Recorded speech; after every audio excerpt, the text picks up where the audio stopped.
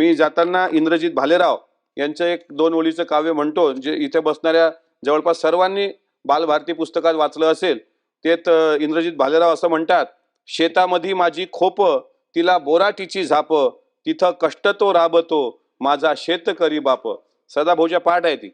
लेतो अंगावर चिंध्या, खातो मिरची भाकर, काळी उसाची पाचट, जगा मिळाया साखर. काटा त्याच्याच का पायी, त्यानं काय केलं पाप, तिथे कष्ट तो राबतो, माझा शेतकरी बाप.